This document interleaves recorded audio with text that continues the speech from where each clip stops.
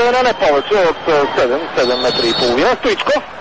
Великолепно изпълнение на Христо Стоичков! И това е един! Ето че и Бодо Илфер се принуден да капитулира. България изравнява в 75-та минута след чудесния удар от пряк свободен удар на Христо Стоичков. Трябваше да влезе този гол, защото раците наистина заслужават да си играта си.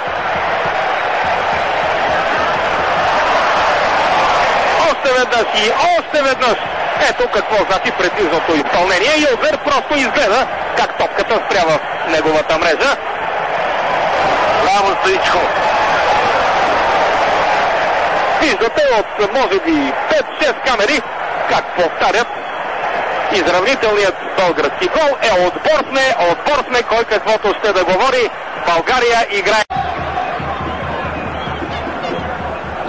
Янков.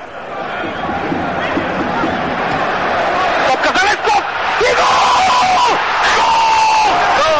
Победи за България Йордан Лесков! Ето как само за 3 минути нашите нанесаха своя невероятен, своя изключителен удар.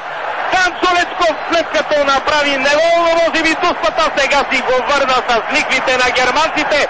Сега да видим световните шампиони 12 минути преди края какво ще направят. Още веднъж великолепният летящ плонж на Ганчо Лечков. България побежда срещу Германия с 2-1. Giant Stadium е на крака. Умълчани са почитателите на немски отбори. Наистина има защо. Ликуват българите, а ликуват и много американци тук. Сега вече предстои най-трудното. Последни 11 минути.